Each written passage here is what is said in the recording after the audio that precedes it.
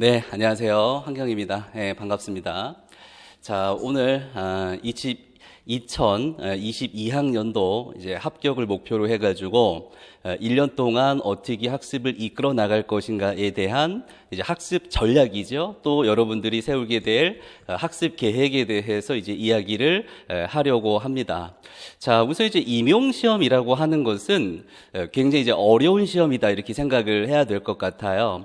그러니까 예전에는 이제 그렇게까지 어렵지 않았었는데 매해 임용시험이 계속 반복되면서 계속 좀 난이도가 올라갔다 이렇게 얘기를 할 수가 있습니다. 매년 난이도가 높은 것은 아니고, 그러니까 어떤 때는 난이도가 높고 어떤 때는 난이도가 낮고, 또 어떨 때는 이런 양상을 보이고 어떤 때는 저런 양상을 보이고, 그러니까 기출의 경향이라고 하는 것이 계속 일정하게 유지되는 것이 아니라 매년 바뀐다라고 하는 측면에서의 임용시험이 이제 굉장히 어렵다 이렇게 이제 볼 수가 있는 것이죠. 그러니까 실제로 우리가 이제 1년 동안 학습해야 되는 그 공부량이라고 하는 것은 정해져 있을 수밖에 없는데, 임용시험이 요구하는 학습량은 우리가 1년에 공부할 수 있는 학습량이 아니라 2년, 3년에 걸쳐서 학습해야 되는 양이다 이렇게 이제 이야기를 할 수가 있습니다. 근데 중요한 건 뭐겠습니까? 우리가 2년 공부하고 3년 공부해가지고 합격하는 것이 중요한 것이 아니라 1년 동안에 합격하는 것이 굉장히 중요하다라고 하는 것이죠. 그러니까 1년 안에 합격하는 것이 목표인 것이지, 나는 2년 할 거야, 3년 할 거야 이렇게 생각하는 사람은 없을 것입니다. 자, 그래서 여러분들이 공부를 하기 전에 제일 중요한 것은 뭐냐?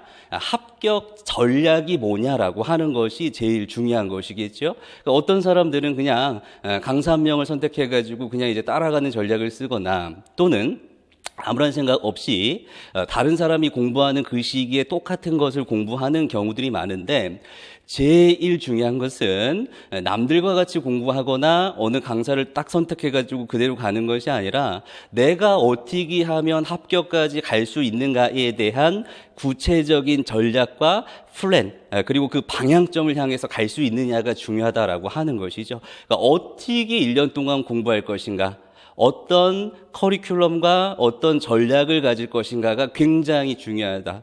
왜냐하면 이것은 한 번에 붙을 수 있는 시험은 아니기 때문인 것이죠. 자, 그래서 그런 의미에 있어서 여러분들이 저의 합격 전략 설명회를 듣는 것은 굉장히 이제 탁월한 선택이다 이렇게 이제 이야기를 할 수가 있어요. 그 왜냐? 노량진에서 특수교육과 관련해가지고 임용시험에 합격한 사람은 오로지 제가 그런 경험을 가지고 있습니다. 또 성공의 경험뿐만이 아니라 실패의 경험도 가지고 있습니다. 제가 임용시험을 2번 봤습니다. 첫 번째에는 합격을 하지 못했어요. 그때 이제 3차 시험까지 있었는데 3차 시험에서 이제 낙방을 하게 됐고요. 그 다음에 임용시험에 이제 합격을 하게 됐다라고 하는 것입니다. 그래서 제가 유일하게 합격의 경험을 가지고 있고 실패의 경험도 가지고 있다 이렇게 얘기를 하고 싶습니다. 돌이켜보면 제가 합격한 것은 제가 조금 더 머리가 좋거나 조금 더 다른 사람과 남다른 생각을 가지고 있었기 때문에 합격한 것은 절대 아니었다. 지금도 이제 제가 이제 그 수강생 분들한테 이제 직강 같은 경우 할 경우에 여러분들의 인지 수준 또는 지적 능력과 나의 지적 능력은 동일하다라고 이제 항상 그렇게 이야기를 합니다. 그러면 이제 그 수강생들이 이제 저보고 그게 말이 되느냐, 그런데 어떻게 특수교육학 강의를 하냐 이렇게 이제 이야기를 하는데, 제가 솔직하게 이야기를 하자면 제가 가지고 있는 지적 능력과 기억력, 암기력 뭐 이런 것들을 통틀어 가지고 여러분들과 동일한 평범한 지적 능력을 가지고 있다라고 하는 것. 자, 그렇기 때문에 한 번 정도 실패를 했었고, 누구보다 더 어떻게 하면 효과적으로 합격할 수 있는가에 대한 생각을 제일 많이 했다 이렇게 얘기를 할 수가 있습니다. 그러니까 이제 예전부터 생각을 많이 했습니다. 어떻게 하면 짧은 시간 내에 효과적으로 합격할 수 있는 것인가? 지금도 생각을 많이 합니다. 제가 뭐 임용고시를 보는 사람은 아니지만은 학습자의 입장에서 뭐 장특법을 외울 때 어떤 방법이 더 효과적인 것인가? 빈칸 넣기를 하는 것이 효과적인가?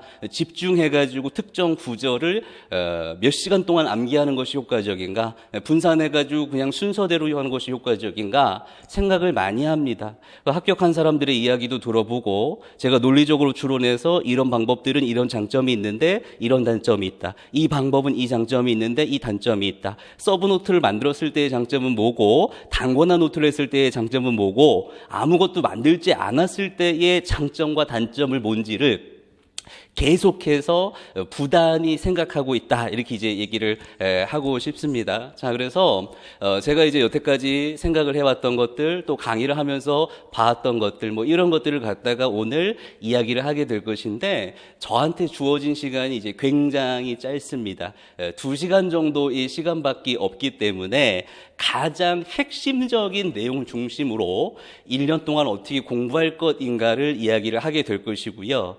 디테일한 부분까지는 다 이야기는 못하게 될 겁니다. 그래서 이런 부분들은 제가 이제 1년 커리큘럼 강의를 하면서 뭐 예를 들어서 기본 이론 강의할 때의 OT, 뭐 기출 강의할 때의 OT, 뭐 교육과정 강의할 때의 OT, 그러니까 각각 과정마다 어떻게 디테일하게 공부해야 되는가라고 하는 부분이 그 OT에 다 담겨 있습니다. OT를 좀 길게 합니다. 보통 1시간 정도 OT를 하는데 중요한 것은 내가 강의를 하고 여러분들이 고개를 끄덕이면서 이해했어, 이게 중요한 것이 아니라 그 이후에 어떻게 공부하느냐가 중요한 것이기 때문에 그것과 관련된 내용들은 굉장히 자세하게 OT에서 남습니다. OT는 다 이제 무료로 공개되어 있는 것이니까 오늘 시간을 통해서는 큰 틀의 계획을 한번 짜시고요. 어떻게 공부해야 되는가? 이렇게 1년이 흘러가야지 합격할 수 있겠다. 이 정도의 감만 잡으시고요. 디테일한 것들은 OT에서 좀 참고를 하시면 좋을 것 같습니다.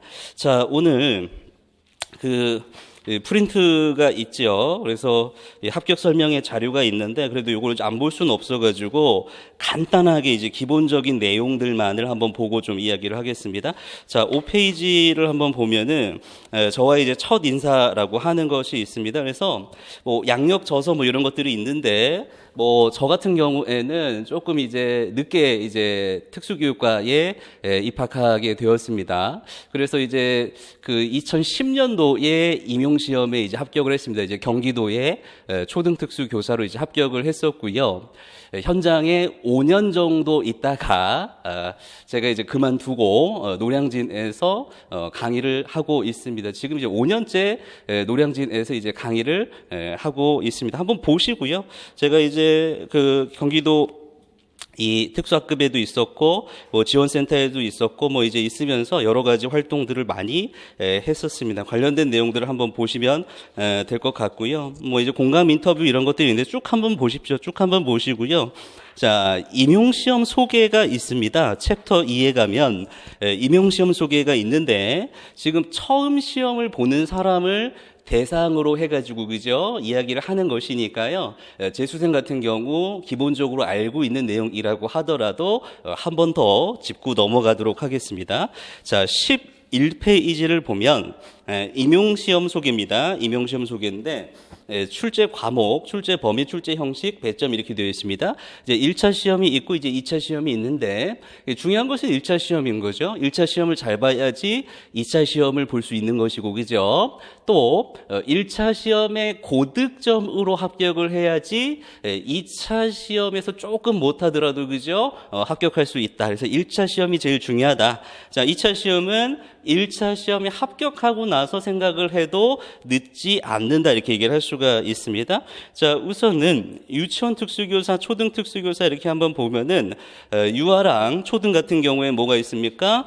교직 논술이 한 문항 있다, 그죠? 자, 오늘 뭐 교직 논술에 대해서 자세히 이야기할 수 있는 그런 부분들은 안 됩니다. 시간이 없기 때문에 교직 논술은 한 문제. 그죠? 20점 배당돼 있다 이렇게 얘기를 할 수가 있습니다. 자, 교직 논술 옛날 같은 경우 어땠냐면 대부분 19점, 20점 맞았습니다. 못 보는 사람들은 간혹 18점도 있었습니다. 근데 최근에는 그렇지가 않죠. 최근 같은 경우에는 매년마다의 기출의 양상이 달라지기 때문에 어떤 경우도 있었습니까? 대규모 꽈락 사태까지 나오게 됐다. 그래서 제일 중요한 것은 교직 논술에서 높은 점수를 맞는 것이 그죠? 그 고득점의 합격 비결이다 이렇게 얘기를 할 수가 있습니다. 요건 나중에 교직 논술 OT라든가 아니면 특강에서 조금 이야기를 하겠고요. 자, 교직 논술 이제 20점이고요. 교육과정 이제 80점이다 이렇게 얘기를 할 수가 있습니다. 그래서 이제 2교시, 3교시죠. 1교시에는 교직 논술 시험을 보고 2교시에는 교육과정 A, 3교시에는 교육과정 B 시험을 보게 되는 것이죠. 그래서 자, 2교시 40점, 3교시 40점 이렇게 되어 있고요.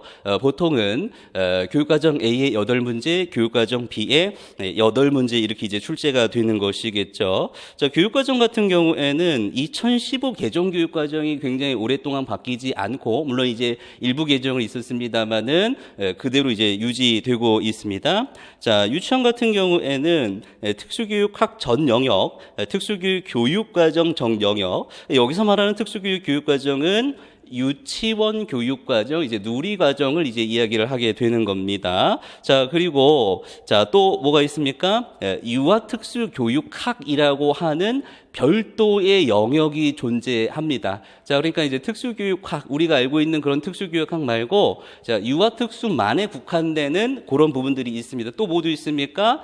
일반 유아 이론도 있습니다. 그러니까 유아특수 같은 경우는 사실은 특수교육학과 관련해 출제되는 것보다는 뭐 이제 누리과정이라든가 일반 유아 이론이라든가 유아특수 이론이라든가 이런 부분의 배점이 훨씬 더 많다 이렇게 얘기를 할 수가 있겠죠. 자, 그다음 초등 같은 경우에는 어떻습니까? 자, 그 과목과 그 뭐 배점 이런 거 다 똑같습니다. 이제 다 똑같은데 뭐가 다른 겁니까?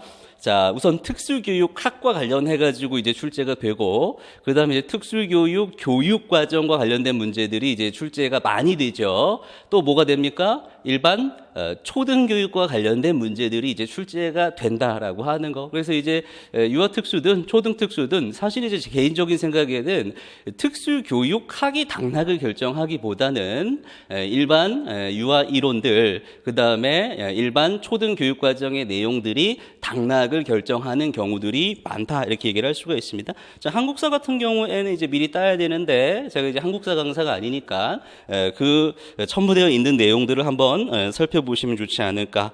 자, 2차 시험은 뭐가 있습니까? 이제 심층 면접, 자, 교수학습 과정안 이제 작성하는 곳도 있고 안 하는 곳도 있고, 그죠? 수업 실현 뭐 이런 것들, 경기도 같은 경우에는 뭐 이제 집단 토의라든가 뭐 수업 나눔이라든가 이런 특수한 절차들이 있는 것이겠죠. 자, 넘겨서요. 자, 12페이지에 보면은 출제 범위가 있는데 한번 읽어보시기 바랍니다. 이거 임용 공부하게 되면은 다 알게 되는 내용이니까요. 뭐 이런 것들을 이제 한번 보시면 될 것 같습니다. 자, 그 다음에 이제 13페이지를 보면 이제 중등이죠. 중등 같은 경우에는 1교시에서 이제 교육학 논술을 봅니다. 교육학 논술 같은 경우 이제 굉장히 어렵게 출제되는 경우들이 많았기 때문에 많이 조금 이제 신경을 쓰게 되는 거죠. 이거 20점이니까 뭐 이제 기본만 하면 되겠네. 보통 이렇게 생각하는 사람은 아무도 없고요. 교육학에 꽤 신경을 많이 쓰게 된다 이렇게 얘기를 할 수가 있습니다. 자, 중등 같은 경우에는 배점 기준이 매년 이제 많이 바뀌었어요. 굉장히 이제 많이 바뀌었는데 최근에는 전공 A, 전공 B로 이제 출제가 되는 것이고, 자, 전공 A의 단답형, 기평이 네문항입니다. 네문항. 그래서 한 문항당 2점씩 해가지고 8점. 자, 교육과정 B 3교시에도 기평이 있습니다. 자, 기평 2문항 총 4점. 이렇게 해가지고 총 6문항 2점씩 해가지고, 그죠? 12점에 이제 해당되는 기평 문항이 있다. 자, 서술형 시험 같은 경우에 이제 4점짜리입니다. 이제 4점짜리인데 전공 A에서는 8문항, 전공 B에서는 9문항. 이제 논술도 있었죠. 옛날에 이제 논술형 문제도 있었는데 최근에 논술형 문제는 없어졌다 이렇게 얘기를 할 수가 있습니다. 자, 그래서 자, 요런 정도의 문항 구성을 가지고 있구나 이렇게 이제 생각을 하면 되는 것이겠죠. 자, 그 다음에 좀 넘겨보면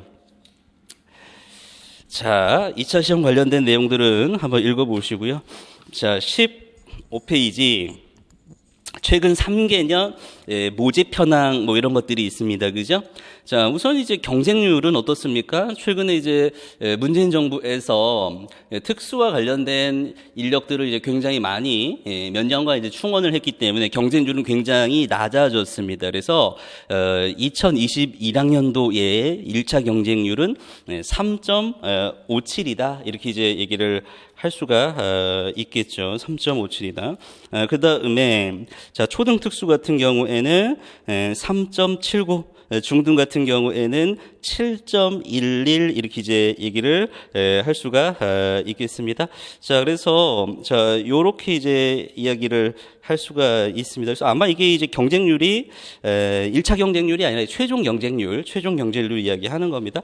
제가 시험 볼 때는 이명박 정권 때인데 17대 1, 20대 1 이랬습니다. 그거에 비하면 최근 들어가지고 이제 너무나 많은 TO가 났었기 때문에 그죠? 너무나 많은 TO가 났었기 때문에 굉장히 낮은 경쟁률을 보이고 있고 역대 가장 많은 TO가 나고 있다. 2022학년도 시험 같은 경우에도 어떻습니까? 문재인 정권 이제 거의 마지막이기 때문에 이거를 일생일대의 기회라고 생각을 하고 조금 더 이제 집중을 해야 될 시기다 이렇게 얘기를 할 수가 있을 것입니다. 자, 뭐 요런 것들. 자, 그다음에 챕터 3을 보면 총 스텝이 3가지가 있습니다. 첫 번째로는 1년 학습 전략. 그다음에 그 다음 페이지에 보면 조금 더 이제 부수적인 학습 전략들, 이제 좀 디테일한 내용들, 뭐 요런 내용들이 있고요. 자, 그다음에 쭉 넘겨보시면 이제 2차와 관련된 내용들도 있습니다. 읽어보시고요. 자, 그 다음에 또 한번 넘겨보시면 뭐 이제 키워드로 보던 강의, 이제 제 강의에 대해서 이제 이야기를 한 거예요. 그래서 기본적으로 1, 3월 강의, 4, 6월 강의, 7월, 11월 강의 읽어보시고요. 그 다음에 이제 첨삭했던 것들 이렇게 이제 문풀이나 보고 이럴 때 이제 첨삭이 나간다. 이런 것들 한번 읽어보시고요. 자, 연간 커리큘럼이 있는데 아마 이제 이것도 궁금해 하시는 분들이 많을 것인데 이제 시간이 없어가지고 조금 이제 작년에 비해서 달라지는 부분만 좀 이야기를 할게요. 자, 우선 이제 1, 3월 강의 같은 경우에는 이제 기본 이론 강의입니다. 이제 1월부터 3월까지 이제 진행이 되고요. 자, 3월, 5월 같은 경우에는 기출 분석 플러스 강론과 관련된 것들 조금 이제 기본 이론보다는 심화된 이론까지 이제 달아보는 강의다 이렇게 얘기를 할 수가 있어요. 자, 올해 추가된 것은 자, 여기 교직 논술 날라차기반이라고 하는 것이 이제 추가가 되는데 자, 요거 같은 경우에는 이제 작년까지는 이제 일회성 특강으로 이제 진행을 했었는데 올해 이제 조금 이제 여유가 있어가지고 정규 강의로 편성을 하게 됐습니다. 몇 년 전에도 이제 정규 강의로 편성한 적이 있었는데 굉장히 이제 많은 분들이 이제 관심을 가지고 수강을 이제 하셨었어요. 그러니까 올해 같은 경우에는 기출 문제반 그리고 예상 문제반 이렇게 따로 나눠가지고 진행을 합니다. 자, 5, 6월에는 교직 논술 날라차기 기출 문제반입니다. 역대 출제되었던 모든 문제를 풀어봅니다. 모든 문제를 풀어보고요. 자, 모든 문제 이제 형식이 바뀐 건 어떻게 하냐?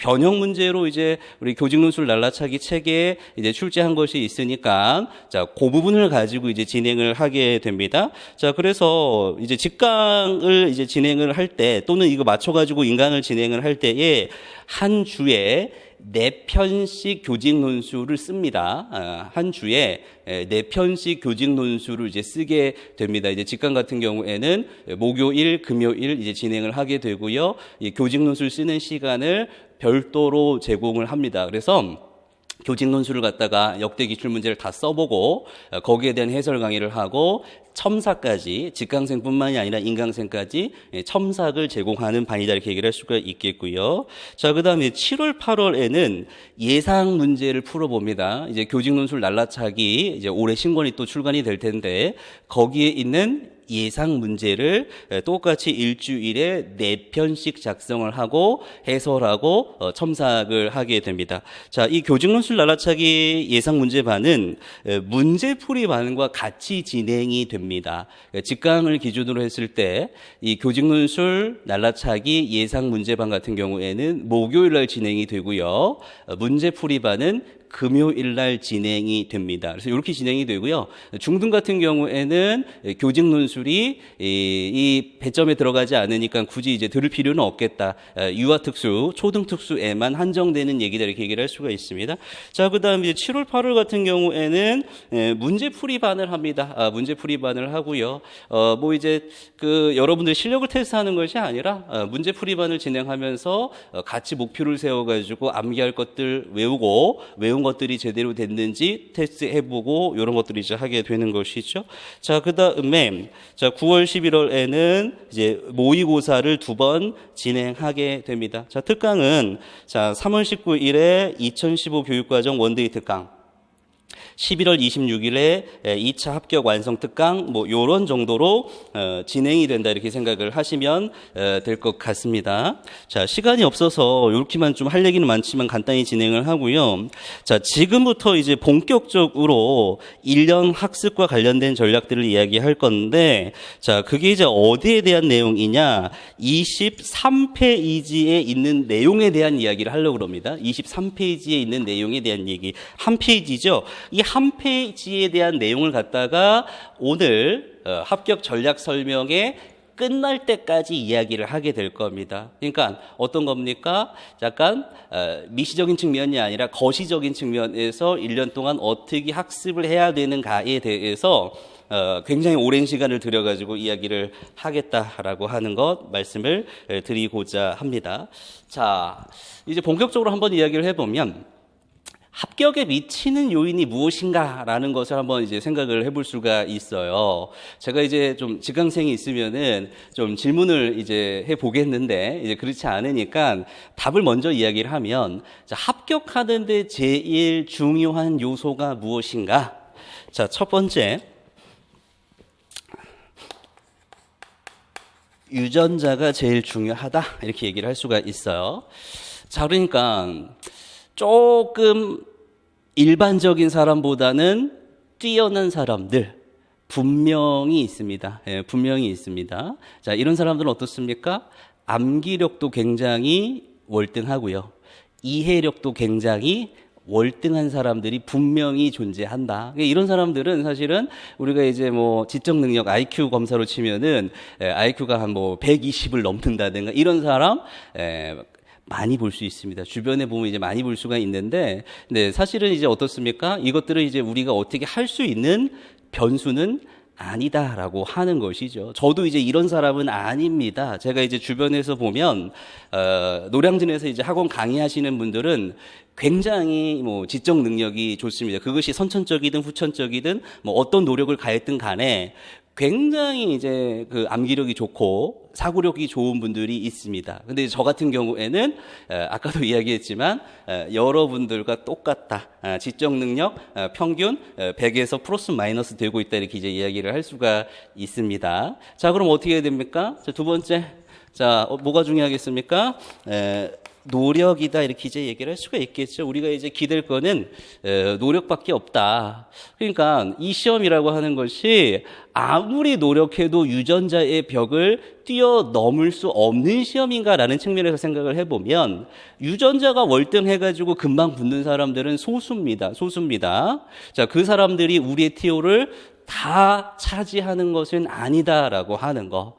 노력을 하게 되면 그래도 합격할 수 있는 우리의 자리가 존재하게 된다라는 것을 이야기를 이제 하고 싶은 것이겠죠.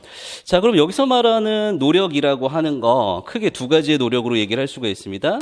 첫 번째로는 물리적인 노력. 공부를 해야 돼요. 중요한 것은 우리가 이제 생각만 하고 뭐 하소연만 하고 푸념만 하고 이런 것이 아니라 실제로 공부를 해야 된다라고 하는 것이죠. 어느 정도 공부를 해야 되느냐? 적어도 남들 하는 만큼 그 이상은 해줘야 된다라고 하는 거. 적어도 하반기 정도가 되면은 하루에 8시간 이상, 그러니까 이제 뭐 쉬고 밥 먹고 뭐 이런 시간 다 빼고 순수 공부하는 시간 8시간 이상, 피크를 칠 때는 10시간 이상은 공부를 해야 된다. 이렇게 이제 이야기를 할 수가 있겠죠. 단순히 공부하는 것, 이게 중요한 건 아닙니다. 예를 들어서 백지인출 같을 때 설렁설렁 이해하면서 몇 번 써보고 몇 번 말로 해보고 이 정도의 노력이 아니라고 하는 겁니다. 할 때까지 죽어라 해야 된다라고 하는 것이죠. 자, 그래서 이제 저는 이렇게 생각을 합니다. 경쟁이 있는 곳에 경쟁력이 있다 이렇게 생각을 합니다. 자, 그러니까 뭐냐?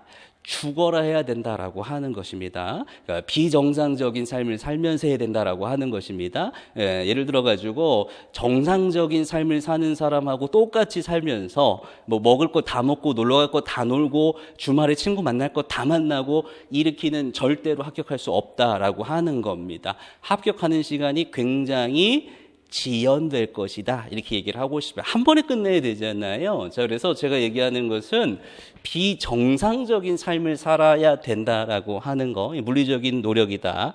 자, 그 다음에 전략적인 노력을 해야 된다 이렇게 얘기를 하고 싶어요. 그러니까 남들이 공부하는 거 똑같이 공부하는 방식을 가지고는 합격할 수가 없다. 자, 더군다나 공부해야 되는 양이 너무나 많고 또 임용시험의 경향이 매년 달라지고, 여기 보면은 학원에서 이 가이드북을 갖다가 이제 작성을 할 때 이제 요구하는 것 중에 하나가 뭐냐면은 올해 기출 경향을 써달라 이런 경우가 있는데 저는 올해 기출 경향을 한 번도 써본 적이 없습니다. 그 이유는 뭔지 아십니까?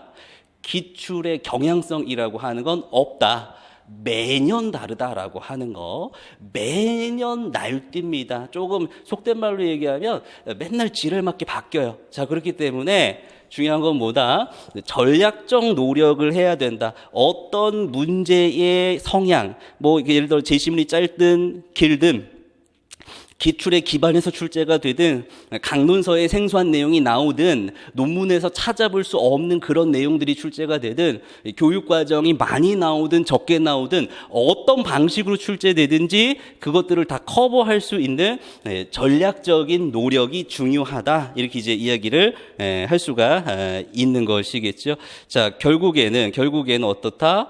똑같은 방법을 써서는 절대로 합격할 수 없다. 내가 어떻게 효과적으로 공부해서 합격할지에 대한 전략들을 다 알고 있고 공부하는 순간순간마다 이런 것들을 다시 한번 확인하고 조정하고 계속 수정해 나가면서 확신을 가지고 공부해야 된다 이렇게 이제 얘기를 할 수가 있겠죠. 세 번째로는 운이라고 하는 겁니다. 운이라는 거 이제 살다 보면 사실 운이 이제 굉장히 중요합니다. 운이라는 게 굉장히 중요합니다. 그러니까 어떤 운이 있을까? 뭐 예를 들어 가지고 내가 A 강사의 수업을 들었는데 뭐 A 강사의 모고라든가 뭐 출제 예상 특강에서 이야기한 것들이 마침 이번 시험에 나와 가지고 내가 그것을 듣지 않았을 때에 비해서 뭐 한 2점이라든가 4점을 더 맞았다. 이런 것들이 이제 굉장히 이제 중요한 운일 수가 있는 것이죠.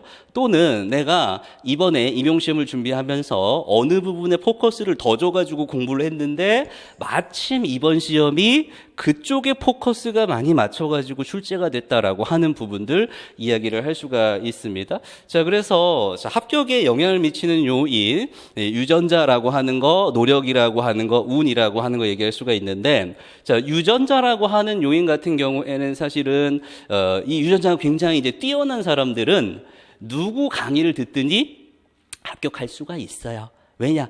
스스로 이해력도 굉장히 좋고 암기력도 굉장히 좋기 때문에 어느 강사의 커리큘럼을 다루더라도 이것은 다 쉽게 합격을 할 수가 있다. 그래서 제가 만든 이 커리큘럼이라고 하는 것은 그러니까 머리가 좋은 사람들을 타겟팅 해가지고 만든 커리큘럼이 아니라 저와 같이 일반적인 평균적인 지적 능력을 가지고 있고 조금 더 비정상적인 삶을 살면서 조금 더 효과적으로 목표에 도달하기 위해 노력하는 사람들을 위한 커리큘럼이다 이렇게 얘기를 하고 싶습니다. 자, 그래서 노력이 굉장히 중요하다라고 하는 거, 물리적인 노력, 전략적인 노력들 굉장히 중요하죠.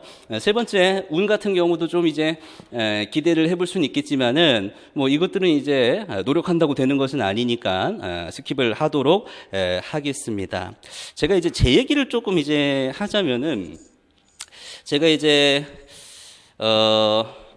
제 인생이 좀 이제 바뀌게 된 계기가 있습니다. 제가 조금 이제 대학도 늦게 들어가가지고 뭐 20대 뭐 중반 정도부터 이제 뭐 대학 생활을 하고 또 이제 뭐 대학 생활을 할 때도 그 학과 공부를 사실은 충실하게 하지는 못했습니다. 제가 그때 뭐 학생 운동이라고 하죠. 장애 운동 뭐 이런 것들 좀 빠져 있고 뭐 대외 활동 이런 것들을 많이 해가지고 학교 공부에는 그렇게 이제 집중을 이제 못했던 것 같아요. 근데 이제 이명구 씨를 볼 때도 저는 이제 아무런 준비가 되어 있지 않았다. 그러니까 제가 이제 학교 다닐 때만 해도 경쟁률이 한 4대1, 5대1 정도 했었습니다. 그래서 당연히 뭐 이제 졸업을 하고 공부를 하면은 뭐 조금 오래 걸릴 수도 있겠지만은 그래도 뭐 한 2년 정도면은 당연히 이제 합격을 하겠다 이렇게 이제 생각을 해왔던 거죠. 그런데 제가 이제 졸업할 때쯤에는 이제 MB 정권이 이제 들어서면서 경쟁률이 굉장히 이제 치솟게 됐습니다. 그래서 뭐 이제 17대 1, 뭐 20대 1, 뭐 제가 붙은 후에는 뭐 한 23대 1, 뭐 이제 이렇게까지 가니까 너무나 좀 이제 절망스러웠던 거죠. 근데 제가 어느 정도까지 기본적인 그 공부 습관이라든가 공부와 관련된 전략들이 이제 없었냐면은 보통 이제 기본 이론 강의를 듣잖아요. 그래서 이제 저도 이제 기본 이론 강의를 들었죠. 1월에 그때 이제 뭐 지금은 안 계시지만 유명하신 이제 그 강정희 선생님 강의를 이제 끊어가지고 1열 강의를 들었습니다. 그럼 이제 1열 강의 듣고 다시 1열 강의의 내용들을 이제 되새겨 보면서 기본 이론을 읽고 이제 복습을 하잖아요. 그러니까 이제 강의 듣는 거 말고 강의 다 끝난 다음에 책을 한번 읽는단 말이에요. 이제 한번 읽는데 저는 이제 그거를 시간이 굉장히 지났는데도 일독을 못했어요. 그 이제 그 5월 정도 이제 교생 실습 가잖아요. 4학년 때 이제 교생 실습을 이제 갔다 와가지고 2달 가량이 지났는데도 일독을 못해서 강의는 다 들었고 강의 듣고 이제 처음부터 이제 이렇게 읽잖아요. 근데 이제 저도 그때 조금 생각이 있었으면은 그 연간 커리큘럼 같은 것을 이제 강의를 들으면서 각각 시기에 해야 될 것들을 강의에 맞춰가지고 억지로라도 이제 했으면 한 번에 이제 붙을 수 있었을 것 같아요. 왜냐하면 제가 이제 최종에서 떨어진 게 1.2점 차이로 떨어진 거기 때문에 제가 이제 옛날로 돌아간다면 이제 그렇게 했을 것 같은데 이제 저 때는 이제 어떤 식이었냐면 강정희 선생님이 이제 강의를 그만두시고 이제 더 이상 강의를 하지 않는 시점이었어요. 그때는 지금 우리가 이제 특수교육 강사가 이제 너무나 많지만 그때는 이제 강정희 선생님이 거의 뭐 98% 이상을 점유하고 있던 이제 시절이었습니다. 근데 그분이 이제 그만두시고 이제 새로운 강사분들이 나왔죠. 지금 하시는 분들도 있고 하지 않는 분들도 있는데 제 생각에는 들을 사람이 없었어요. 강정희 선생님 거는 뭐 작년 강의가 있으니까 1, 2월은 이제 들을 수가 있는데 그 이후의 과정은 새로 나오신 분들이고 또 이제 들어봐도 너무 이제 이론적으로 준비가 안 돼 있는 분들이 많아가지고 들을 사람이 없었습니다. 그래서 저는 이제 2년 동안 공부하면서 그 기본 이론 강의만 가지고 한번 듣고 이제 공부를 이제 했던 것입니다. 자, 아무튼 이제 그런 시점에서 공부가 이제 너무 안 됐던 겁니다. 그러니까 물리적인 노력도 너무 부족했고 전략적인 노력도 너무 부족했어요. 근데 이제 제가 이제 절친한 친구가 있었는데 그 친구도 이제 특수교육과죠. 똑같이 이제 임용을 준비하는 입장인데 제가 이제 매번 이제 전화를 하면서 이제 하소연을 하게 되는 거예요. 나는 이제 지금 이렇게 가지고 못 나왔고 안 될 것 같다. 임용 시험을 봐가지고 내가 합격할 것이라는 생각을 거의 이제 못 해봤어요. 당연히 떨어질 거다 이렇게 이제 생각을 했었고. 이렇게 하다 보면은 말이 안 된다, 망할 것 같다는 생각이 드는 거예요. 그리고 이제 하반기 들어가지고 초등교육과정 강의를 듣는데 초등교육과정 강의는 진짜 어마어마합니다. 교과별로 들어요. 뭐 국어, 수학 이런 식으로 이제 듣는데 과학 강의를 들으려고 딱 열면 과학이 몇 강인 줄 아십니까? 17강 이렇게 됩니다. 그러니까 이게 감당이 안 되는 거예요. 뒤에 가니까 이게 너무 이게 제가 준비가 안 돼 있으니까. 그래서 이제 그때 이제 제가 결단을 해가지고 이제 어떤 결단을 했냐면, 그 친구 집으로 들어가기를 했어요.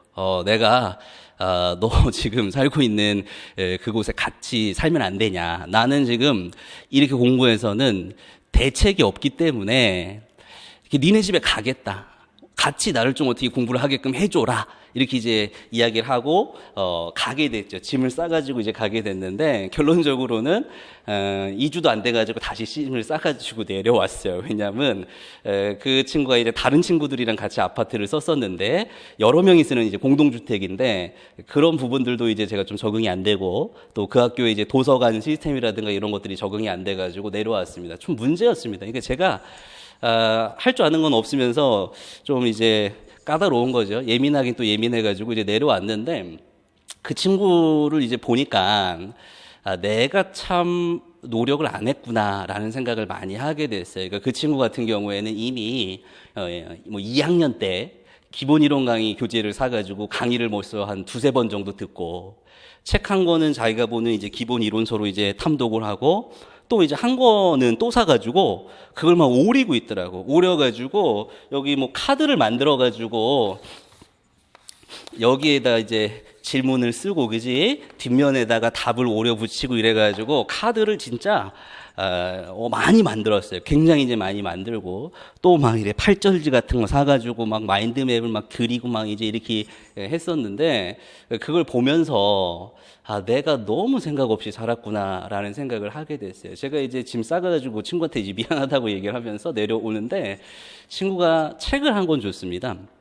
한 권인지 2권인지 잘 모르겠는데 줬던 책은 뭐냐면은 합격하기 위해서 어떤 노력을 해야 되는지 공부 전략과 관련된 내용이 담겨 있는 책을 줬어요. 하나는 이제 뭐 여러 시험을 이제 합격했던 그 사람들이 이제 썼던 뭐 이제 뭐 불합격을 피하는 법 뭐 이런 책을 하나 줬고 하나는 일본의 이제 심리학자가 학습이 어떻게 이루어지는가에 대한 부분들을 이제 이론적으로 이제 써놓은 이제 책을 줬습니다. 그래서 그 책들을 보면서 이제 공부라는 것이 이런 거구나. 이렇게 해야지 공부가 되는 것이구나라고 하는 것들을 좀 알게 됐습니다. 그래서 이미 그때는 뭐 8월 뭐 이때죠. 8월 이때인데 그때부터 이제 그 스터디를 조직을 해가지고 이제 아는 동기들이라든가 이렇게 해가지고 서브노트를 만들기 시작했어요. 그래서 특수교육학 서브노트, 그 다음에 초등교육과정 서브노트를 다 만들어가지고 이제 시험을 봤어요. 시험을 봤는데 뭐 1차 시험에서 뭐 그렇게 나쁜 점수는 아니었습니다만은 컷 주변에 있는 점수들을 받았고 결국 이제 3차까지 가가지고 이제 떨어지게 됐어요. 그 다음에 이제 다음 연도에 좀 보완을 해가지고 그때 이제 컷이 1차 시험이 객관식 시험이었으니까 컷이 좀 높았습니다. 이제 70점 후반, 80점 초반 이제 이렇게 되었었는데 두 번째 이제 시험 볼 때는 이제 90점대로 합격을 이제 하게 됐습니다. 그래서 그때 이후로 제 인생이 좀 바뀐 것 같아요. 그래서 그 이전에는 나는 이제 뭐 공부해도 안 돼, 나는 머리가 너무 나빠 이런 쪽으로 이제 생각을 했었는데 그 이후에는 내가 조금만 생각하고 더 남들보다 노력하면 나는 뭐든지 할 수 있다 이런 식으로 좀 생각이 바뀐 것 같습니다. 자, 그래서 그런 내용들, 그때 제가 생각했던 내용들, 그 이후에 이제 생각했던 내용들을 좀 기본으로 조금 이야기를 하려고 합니다. 그 23페이지에 보면은 합격을 완성하는 기본적인 학습 구조와 전략이라고 하는 것이 있습니다. 자, 우리가 그 행동 수정을 보면 학습의 단계라고 하는 것이 있습니다. 습득의 단계, 숙달의 단계, 일반화의 단계라고 하는 것이 있는데, 자, 우리가 이 교육 심리학에 있는 내용들을 갖다가 우리한테 그대로 적용하면 되는 것이죠. 우리는 교육을 하는 사람들이고 교육에 대한 이론들을 빠삭히 알고 있죠. 그 이론을 반대로 나한테 적용하면 합격할 수 있다. 이렇게 이제 얘기를 할 수가 있겠습니다. 자, 그래서 크게 단계를 3단계로 나눠가지고 1년 공부 계획에 대해서 이제 이야기를 할 수가 있는데, 자, 우선은 기초 단계, 그 다음에 기본 단계, 심화 단계 이렇게 이제 구분을 해볼 수가 있습니다. 그러니까 기초 단계는 이제 습득을 하는 거죠. 지식과 기술을 습득하는 단계. 자, 기본 단계는 이제 숙달 단계 이렇게 얘기를 할 수가 있어요. 숙달 단계. 자, 심화 단계는 일반화 단계다 이렇게 이제 얘기를 할 수가 있겠죠. 자, 우선 이제 기초 단계부터 한번 보면은 이제 아무것도 이제 모르는 사람들은 이제 기초를 닦아야 되는 것이겠죠, 그지? 지식과 기술을 습득해야 된다라고 하는 거. 그 기전은 뭐냐?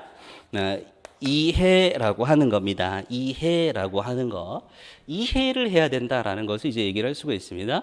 자, 처음에는 이해를 하는 겁니다. 이해를 하는 겁니다. 자, 두 번째로는 자, 이해를 바탕으로 해가지고 여태까지 출제되었던 기출 문제라고 하는 것들 그리고 강론의 내용들을 갖다가 분석하는 거죠. 여태까지 뭐가 출제되었는데 관련된 것들은 뭐고 앞으로는 무엇이 출제될 수 있다라고 하는 것을 분석하는 겁니다. 자, 분석한 내용을 암기하기 쉽게 뭐 해야 됩니까? 정리해야 됩니다. 정리해야 됩니다. 자, 정리한 다음에 뭐 해야 됩니까? 암기해야 된다. 외워야 된다. 이렇게 이제 이야기를 할 수가 있겠죠. 자, 외운 다음 어떻게 합니까? 문제 풀어야 되는 것이니까 적용해야 된다. 이렇게 이제 얘기를 할 수가 있습니다. 자, 보통은 자, 이해하기 위해서는 어떤 강의를 듣습니까? 기본 이론 강의를 듣습니다. 기본 이론 강의를 듣는다. 자, 기본 이론 강의를 듣고 이해를 한 다음에는 자, 기출 문제를 갖다가 이제 분석을 하고 강론서의 내용을 갖다가 이제 분석을 하고 자, 그것을 갖다가 정리해서 암기를 하게 되는 것이겠죠. 자, 그래서 자, 뭘 합니까? 뭘 분석? 기출을 분석을 해야 됩니다. 기출. 그리고 자, 강론에 있는 내용을 분석을 하게 된다. 이렇게 이제 얘기를 할 수가 있겠죠. 자, 그 다음에 심화 단계에서는 보통 이제 문제를 풀죠. 문제풀이 또는 모의고사를 통해 가지고 여태까지 분석하고 정리하고 암기한 내용들을 토대로 문제를 푼다. 이렇게 이제 얘기를 할 수가 있는 것이죠. 자, 처음으로 돌아가서 자, 이해 단계에서는 기본 이론이라고 하는 것들을 갖다가 좀 이해를 해야 됩니다. 그 기본 이론이라고 하는 것은 학원 강사들이 만든 기본 이론서겠죠. 보통 그 기본 이론서를 가지고 1월부터 2월 또는 1월부터 3월까지 강의를 하게 됩니다. 그 기본 이론서라고 하는 거는 여태까지 이제 출제되었던 것들을 중심으로 이 정도가 시험을 보려면 기본적으로 알고 있어야 된다라고 발췌를 한 것이죠. 그러니까 학원 강사가 요약 정리를 한 책이다 이렇게 이제 얘기를 할 수가 있는 것이죠. 누가 정해준 게 아닙니다. 그러니까 여기까지는 기본 이론이야, 여기까지는 심화 이론이야 이런 것들 누가 정해준 것이 아니고 특정 학원 강사가 그 강사의 관점에 따라서 책을 만든 것이죠. 굉장히 중요하겠지. 왜냐하면 이걸 1년 동안 공부를 해야 되는 것이니까 그 기본 이론서가 어떤 체계를 가지고 있고 어떤 관점에 의해서 만들어졌는가가 이제 굉장히 중요하겠죠. 그죠? 자, 그래서 그때는 어떡합니까? 강의를 들어요. 강의를 들을 수밖에 없습니다. 그 이유는 뭔지 아십니까? 자, 그 기본 이론이라고 하는 것은 수많은 강론서, 우리 집에 가면은 강론서가 이제 한 300권 이렇게 있는데 그 강론서에서 기본이 된다라고 하는 내용들을 갖다가 어떡합니까? 여러분들이 읽기 좋게끔 잘 편집을 하고 윤분을 해가지고 만들어 놓은 것이기 때문에 그냥 여러분들이 읽어서는 이해가 안 되죠. 그걸 만든 사람이 설명해 줘야지 쉽게 이해가 이제 되는 것입니다. 아니면 어떻게 됩니까? 300권의 강론서를 내가 읽으면서 내가 거기서 길을 찾아 나가야 되는 것인데 그것은 이제 굉장히 힘들기 때문에 어떡합니까? 보통은 빠른 시간 내에 습득하기 위해서 기본 이론 강의를 듣게 된다. 이렇게 이제 얘기를 할 수가 있습니다. 자, 요때가 이제 제일 쉬운 거예요. 듣고 이해하기만 하면 됩니다. 그러니까 어떤 사람은 또 이런 얘기를 하더라고. 초수생 같은 경우에는 뭐 누구 강의는 어려워서 이건 안 맞는다. 또 재수생은 누구 강의가 맞는다 이렇게 얘기를 하는데 저는 좀 그 의견에 반대합니다. 자, 왜 그런지 아십니까? 초수생이 더 이해력이 높은 경우가 많습니다. 초수생들은 처음에 어려운 내용을 학습해도 있잖아요. 잘 빨아들입니다. 당연히 이 정도는 해야 된다라고 생각을 하는 겁니다. 재수생들이 조금 어려워지고 이러면 이거 너무 심각한 내용인데, 너무 구석에 있는 내용인데 이렇게 생각하잖아요. 초수생들은 아무것도 없기 때문에 당연히 이 정도를 해야 된다라고 생각을 하고 역치를 높인 다음에 접근하기 때문에 더 잘합니다. 이건 초수생한테 맞지 않는다 이렇게 얘기를 해요. 자, 그러면 재수생이 공부해야 되는 것을 초수생은 공부 못하니까 그럼 그 부분에서 당연히 마이너스를 잡고 들어가야 되는 것입니까? 합격하기 위해서 공부해야 되는 양은 초수생, 재수생, 장수생 다 다른 것입니까? 아니다. 합격하기 위해서 공부해야 되는 양은 다 똑같고 소화하면 되는 거다 이렇게 얘기를 하고 싶어요. 자, 그래서 기본 이론 강의를 들으면서 해야 되는 것은 뭐냐면 다독입니다. 책을 여러 번 읽는 것입니다. 그러니까 강의 내용을 들으면서 이해를 하고, 근데 그 이해라고 하는 것이 강의를 들을 때는 대부분 이해가 됐는데 집에 가거나 다음 날이 되면 이해가 안 되는 경우가 많아요. 그 이유는 뭔지 아십니까? 이해하기 위한 어떤 논리라든가 설명들을 학원 강사가 만들어내가지고 여러분들한테 제공을 해줬는데 여러분들이 가지고 있는 기억의 근본적인 한계라는 게 존재를 합니다. 공부가 왜 필요하겠어요? AI 같은 경우에는 사실은 학습이라는 게 필요가 없어요. 한 번 보면 다 외워지는 겁니다. 사진으로 유전자가 좋은 사람들은 어떤 내용들을 갖다가 공부할 때 한 번 이해하면, 한 번 기억으로 찍어내면 그 다음부터는 공부할 필요가 없어요. 그냥 뭐 시험 볼 때 내가 사진처럼 딱 찍은 거 빼가지고 그대로 보면서 이제 시험을 보면 된다라고 하는 거예요. 보통 IQ가 좋은 사람들은 기억을 스틸 사진처럼 책의 내용들을 다 이렇게 찍어서 기억한다 이렇게 이제 이야기를 하잖아요. 그런데 일반적인 사람들은 어떻습니까? 기억력이 좋지가 않아요. 그거는 여러분의 문제가 아닙니다. 그럼 누구의 문제입니까? 인간이 가지고 있는 인지적 구조의 기본적인 한계다 이렇게 이제 얘기를 할 수가 있는 것이죠. 이 말은 뭐냐?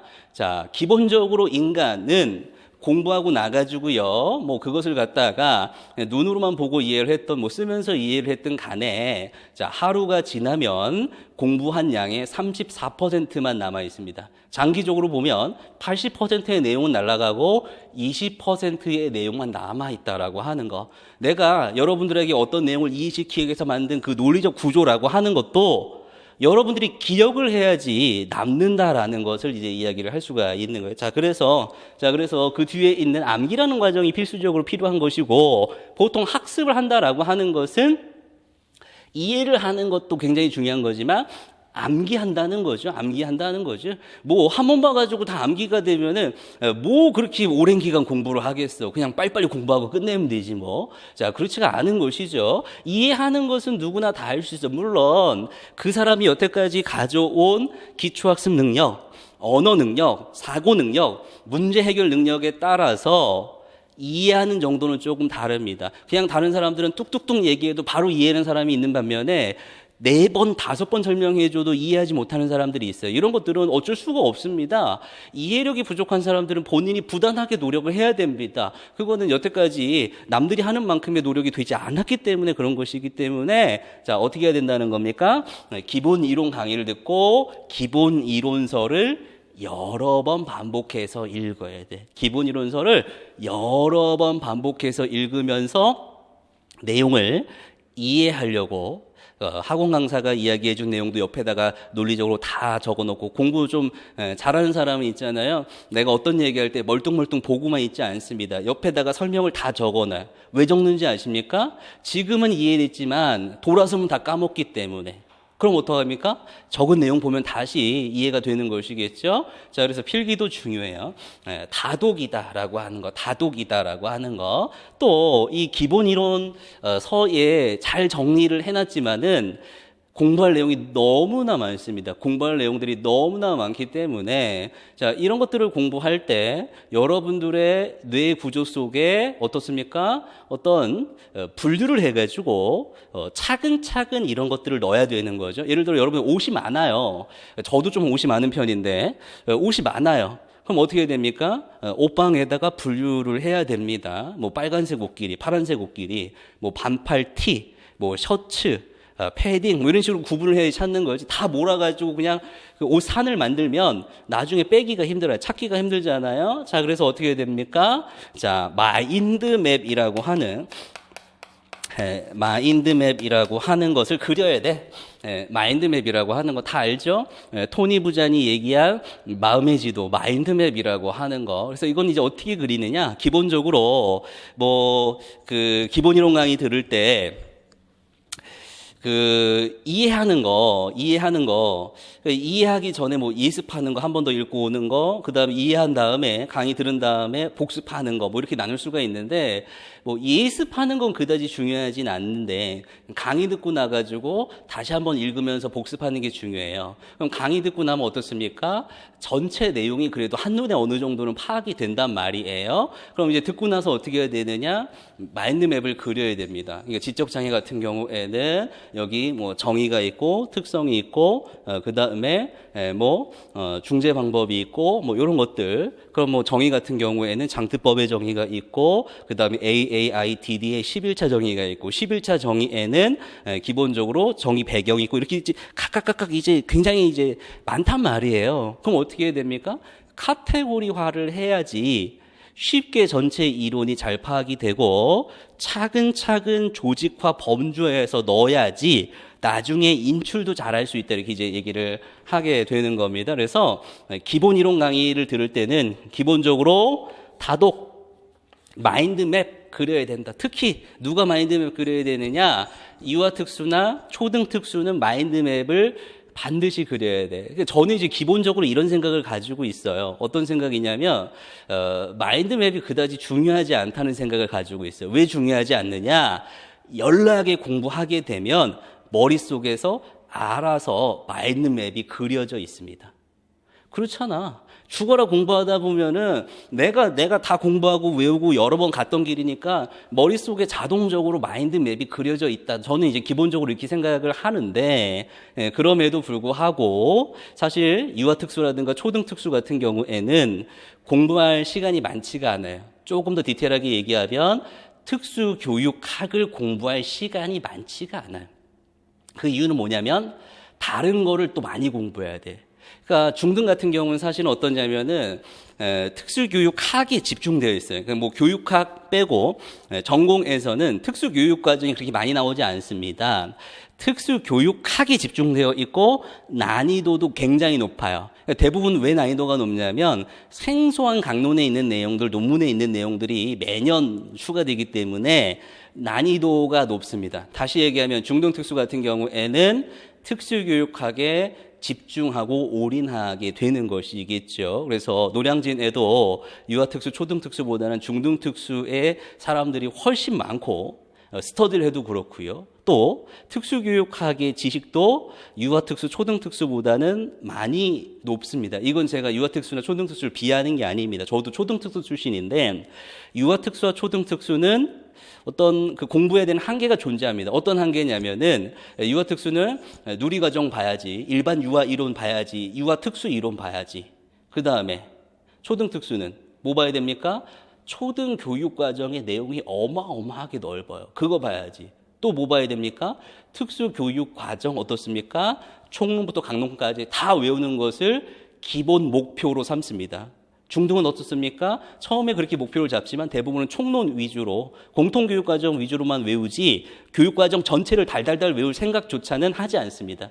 근데 초등특수는 그렇지가 않거든요. 아무 데서나 내거든요. 막 미술에서도 막 내고 막 이러거든요. 자, 그래서 중등특수 같은 경우에는 굉장히 이제 집중적으로 특수교육학을 공부하고 실력도 좋기 때문에 엄청난 노력을 하지 않아도 마인드맵이 머릿속에 들어와 있는 경우가 많아요. 근데 유아특수와 중등특수 같은 경우에는 공부에 투자하는 시간이 상대적으로 작기 때문에 마인드맵이 많이 형성되어 있지 않습니다. 제가 이제 보통 문풀을 지나서 모고 때 정도 이제 되면은 문제를 내잖아요. 그럼 이게 적어도 어디서 냈다는 건 알아야 됩니다. 그러니까 어느 영역의 어느 파트에서 냈다라는 건 기본적으로 알고 문제를 풀어야 되는데 전혀 감을 못 잡는 사람들이 많아요. 유아특수, 초등특수 중에는. 자, 그래서 제가 얘기를 하고 싶은 거는 마인드맵을 그려야 된다. 마인드맵을 그려야 된다. 집에 가셔가지고 기본 이론서를 갖다가 한번 가볍게 읽고 그 다음에 마인드맵을 그린다. 그러니까 처음에는 이제 아무것도 모르니까 보면서 그린다. 얼마나 자세하게 그립니까?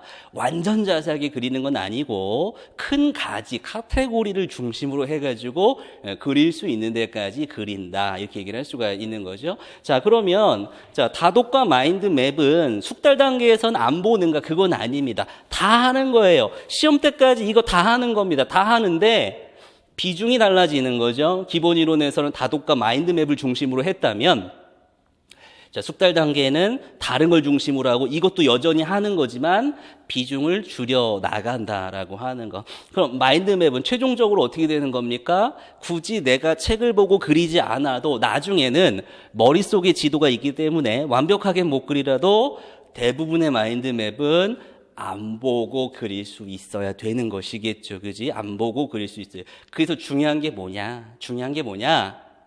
내가 하는 게 중요합니다. 자, 이거 보세요. 제가 이 공부 방법과 관련된 것을 굉장히 강조하는 이유가 뭐냐면, 자, 강의를 듣는 것은 이제 굉장히 효율성을 높이는 겁니다. 왜냐하면 내가 여러분 대신 다 해주는 거야. 자료 서치하고 뭐가 맞는지 각각의 자료를 근거로 기출문제에 논란이 있는데 이게 맞는지 저게 맞는지 다 고민하고 자료도 내가 정리해주고 기본 이론 강의 들으면 마인드맵 드립니다. 자, 기출 분석 강의 들으면 그때 또 마인드맵 제가 정리해서 드립니다. 다 드려요. 다 드리고 효율성을 높이는 것인데 그게 다라고 생각하는 사람이 많아요. 그냥 강의 들으면서 오늘 이해했어. 그거 맞는 말이야. 그래 맞아. 나는 이해 중심으로 하는 사람이니까 나는 다 이해했어. 강의만 듣고 나는 잘했다고 생각하는 사람이 많아. 근데 그런 사람의 특징은 뭔지 아십니까? 테스트 해보면 아는 게 아무것도 없어. 중요한 게 뭡니까? 여러분들이 해야 돼. 내가 해야 돼. 누가 해주겠어. 지금 이게 무슨 수능도 아니고 여러분들이 직접 해야 돼요. 직접 해야 돼. 물론 드립니다. 드리는 것은 그거를 시험 때까지 품에 끼고선 그냥 눈으로 보라고 드리는 게 아니라 한경은 내 기본 이론의 마인드맵이 이렇게 생겼다라고 가이드로 처음에 참고 자료로 드리는 것이지 이거 그냥 눈으로만 보라고 드리는 게 아니라고 하는 거야. 여러분들이 직접 마인드맵을 그려야 된다. 직접 그려야 된다. 이렇게 이제 이야기를 하고 싶습니다. 자, 그다음에 이제 기본 단계로 이제 넘어가면 이제 숙달 단계다. 이렇게 이제 얘기를 할 수가 있어요. 자, 그럼 이제 어떻게 하냐? 이때부터는 뭐 이제 학원 강사마다 이제 다르지만은 제가 뭐 여러 가지 얘기할 수 있겠지만 그냥 제 얘기만 하겠습니다. 지금 뭐 시간이 없으니까 제 커리큘럼에 대해서만 뭐 얘기를 하면 자, 우선 이제 기출 분석을 합니다. 여태까지 출제되었던 문제들을 분석을 해보는 거죠. 풀어보는 거죠. 풀어보는 것도 굉장히 중요합니다. 왜 그런지 아십니까?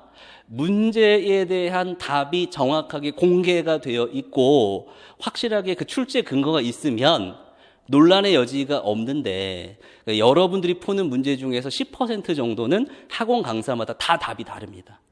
그 이유는 뭐겠습니까? 문제를 개떡같이 내서 그래. 그러니까 문제를 공부한 사람은 맞출 수 있게 문제를 내야 되는데 논란이 있게끔 문제를 냅니다. 그러니까 거기서 이제 점수가 많이 갈리게 되는 것이거든요. 자, 그럼 뭐 해야 됩니까? 정확한 출처가 뭐냐? 이 기출문제의 답이 뭐냐? 어느 강문서에서 낸 것이냐? 두 번째, 어떤 사고 과정을 통해서 이 답이 이렇게 도출되는가? 세 번째, 답은 어떻게 써야 되는가? 그냥 이론 안다고 해가지고 암기했다 그래가지고 다 문제 푸는 거 아닙니다. 문제 푸는 과정이 잘못된 사람 무지하게 많습니다. 또 모두 많습니까? 답은 알았지만은 어떤 형식으로 써야 되는지 몰라서 틀린 사람 엄청 많습니다. 네 번째, 뭐 해야 됩니까? 지금 이게 출제됐는데 연관된 내용들은 뭐가 있는가? 다음에는 어떤 내용이 출제될 것인가? 강론의 생소한 내용들, 관련된 내용들, 이런 것들을 이제 봐야 된다. 이렇게 이제 얘기를 할 수가 있는 거죠. 기출 분석이 이제 기본이 돼야 되는 것이죠. 그래서 이때는 보통은 기출 노트라고 하는 것들을 만들어요. 기출 노트라고 하는 것들을 만들어요. 자, 이 생각을 해봐야 돼. 자, 내가 1년 동안 공부하면서 저 선생님의, 강사님의 커리큘럼을 따라갈 것인가? 아니면 그냥 나는 내 독자적으로 공부할 것인가? 독자적으로 공부할 때 기본 이론 강의만 듣고 나머지 혼자 내가 다 알아서 할 것인가? 아니면 1, 2월에는 A 선생님 강의 듣고 3, 4월에는 B 선생님 강의 듣고 그지? 이런 식으로 취사 선택할 것인가? 이런 생각을 해봐야 됩니다. 보통 독자적으로 공부하는 사람들은 기출분석을 어떻게 하느냐? 시중에 나와 있는 살 수 있는 기출분석 교재를 다 삽니다. 왜? 한 문제에 대해서 서로 분석하고 또 답을 하는 논리가 서로 다르기 때문에 다 삽니다. 그럼 다 사면 어떻게 되겠어요? 혼란이지. 카오스로 빠져들게 됩니다. A 선생님은 이게 답이라고 그러고 B 선생님이 이게 답이라고 그러고 또 스터디를 하는데 뭐 이 강의 들은 사람은 이게 답이라고 그러고 이제 혼란에 이제 빠져들게 된다라고 하는 것입니다. 자, 그래서 기출론들하는 거 어떻게 만드냐? 어떻게 합니까? 보통 이제 연도별 기출이라고 하는 것들은 영역별로 구분되어 있지 않죠. 그래서 이 기출을 분석할 때도 영역별로 분석을 해야 되는 겁니다. 그러니까 예를 들어 가지고 그러니까 지적 장애에 대한 문제만 모아서 봐야 되는 거지. 그 중에서도 뭐 예를 들어서 AAIDD 11차 정의다. 그럼 11차 정의에 대해 출제된 것들을 갖다가 순서대로 쭉 분석을 하고 그다음 특성이다. 그럼 그 인지적 특성, 그다음 선택적 주의 집중, 거기에 해당되는 문제 쭉 분석하고 이제 이렇게 해야 되는데, 그게 없단 말이에요. 그래서 어떻게 합니까? 보통 이제 스터디를 짜가지고, 배당을 하죠. 너는 어떤 거, 너는 어떤 거. 그래가지고 그거를 거의 한두 달 걸려가지고 갔다가 짜집기를 해가지고 어떻게 합니까? 네, 순서대로 쭉 나열을 해. 그 다음 어떻게 A4라든가 조금 큰 종이를 갖다가 해가지고 공동작업으로 어떻게 합니까? 출제된 것들을 갖다가 여기 반 잘라가지고 여기다가 붙여요. 예를 들어서 11차 정의, 13년 문제 여기다 하나 붙이고 그 밑에 붙이고 순서대로 이렇게 페이지를 붙이고 여기다 뭐 하는 줄 알아요? 여기 있는 그 출제된 개념 있잖아요. 예를 들어서 자 지적 장애로 바뀌게 된 배경이 뭐냐? 그럼 여기에 대한 이론을 갖다가 쭉 여기다가 해설을 답니다. 본인이 여기다가 마인드맵도 그리고 막 해설을 단단 말이야. 근데 해설을 달아요. 이거 하면 좋아요. 이거 하면 좋은데 얼마나 걸릴까 시간이? 공부하는 시간보다 이거 만드는 시간이 무지하게 많이 걸려요. 엄청나게 오래 걸려. 이거 하다가 끝나. 그리고 어떻게 생각합니까? 기출이 제일 중요하니까 나는 기출 분석을 충분히 잘했어. 이거 위주로만 나는 공부할 거야. 이거 한 2번 정도 돌리고 갈 거야. 이렇게 생각한단 말이야. 근데 어떻습니까? 기출에서만 출제가 됩니까? 기출이 중요한 건 맞지만 기출이 전부다라고 생각하는 사람이랑 스터디 절대 하지 마라. 임용고시 일도 모르는 사람이야. 예를 들어가지고, 자, 기출이라고 하는 거, 기본 이론이라고 하는 거 누가 정해놨습니까? 교육과정 평가원에서 정해졌습니까? 아니야. 어떤 개념이 출제가 됐어요. 그 개념은 왜 중요한 겁니까? 중요하니까 출제된 겁니까? 출제됐기 때문에 중요한 겁니까? 아무도 거들떠 보지 않았던 내용인데, 출제되면 그 다음 해부터 다 중요하다고 생각합니다. 왜? 출제됐기 때문에. 중요해서 출제된 게 아니라 출제되었기 때문에 중요한 겁니다. 자, 한번 볼게요. 예를 들어가지고 이게 임용시험이라고 한번 생각을 해봅시다. 이게 임용시험이라고 생각을 해봐요. 물론 경향은 좀 있어요. 예를 들어 중등 같은 경우에는 새로 보는 내용들이 많이 출제가 되는데 유아특수 같은 경우 중등특수는 새로 보는 내용들이 중등보다는 덜 출제되는 경향을 가지고 있어요. 자, 이게 전체 그 임용시험 문제라고 한번 보면은 기출이 차지하는 비율은 어떻습니까? 올해는 이 정도였어요. 올해는 이 정도였어요. 내년에는요. 내년에는 더 많아질 수 있습니다. 기출이 차지하는 비율이 이렇게 많아질 수가 있습니다. 또 그 다음에는 어떻습니까? 반으로 확 줄을 수가 있어요. 뭔 얘기인지 아시겠습니까? 기출 입구로 이번 연도 출제 문항이 아니라는 겁니다. 아니라는 거야. 그래서 여러분들이 집중해야 될 건 뭡니까? 기출이 아니야. 기출은 기본이야. 더 많은 걸 해야죠. 기출은 당연히 알아야 될 거지.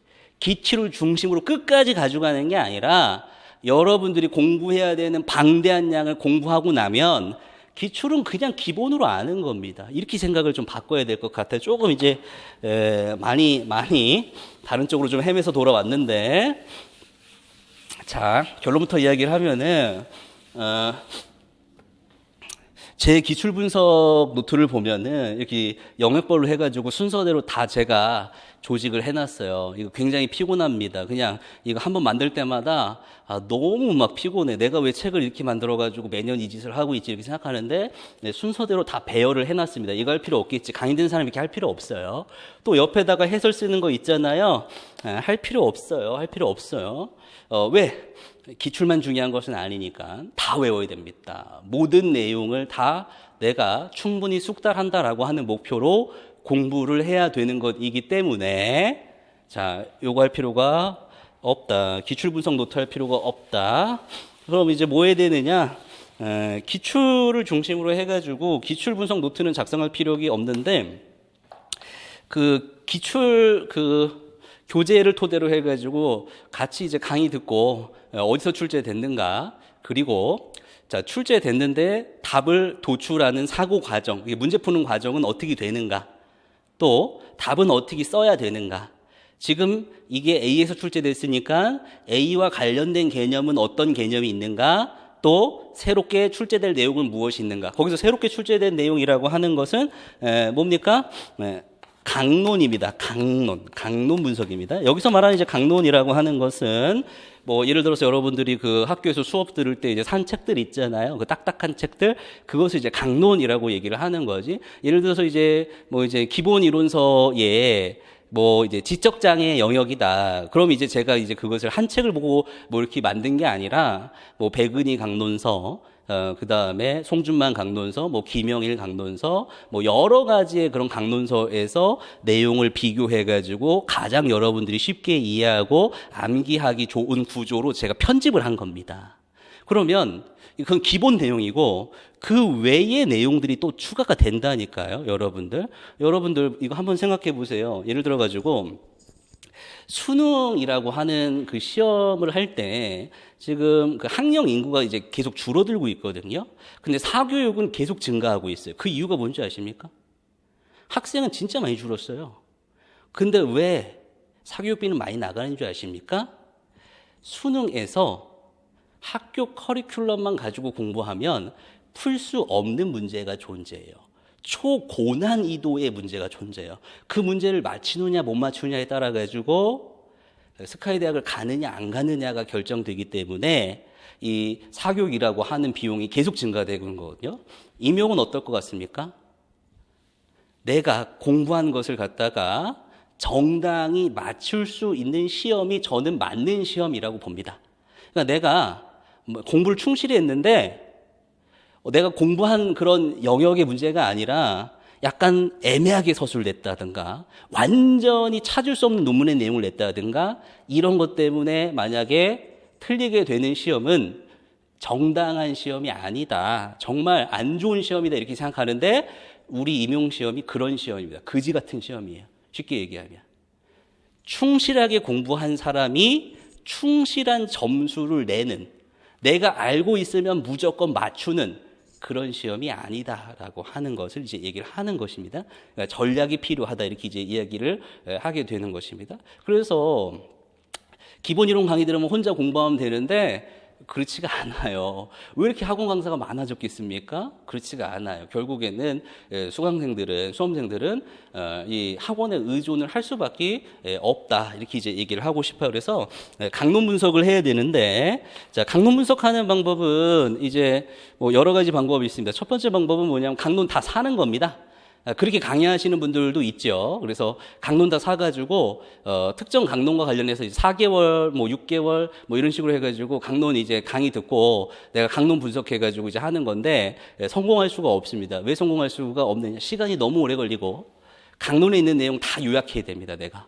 그리고 그것을 여러 번 보면서 반복해서 외워야지 그것이 머릿속에 남게 되는데 이제 그렇지 않기 때문에 저는 이제 어떻게 하냐면 기출과 관련해가지고 연관되어 있는 강론들, 그리고 또 직접적으로 연관되진 않았지만은 출제가 가능할 수 있는 강론의 어떤 일부 내용들을 갖다가 제가 기출 문제와 관련해 가지고 이제 수정 발췌해 가지고 책에 수록하고 있어요. 다시 얘기하면 출제될 수 있는 강론들을 제가 좀 여러분들 보기 쉽게 편집을 해 가지고 책에 다 수록을 하고 있다라고 하는 거. 누구의 관점에 따라서? 저의 관점에 따라서 여태까지 축적된 노하우를 기반으로 해가지고 저의 관점에 따라서 책을 그렇게 이제 만들고 있다 이렇게 이제 얘기를 하고 싶어요. 그래서 그것만 보시면 됩니다.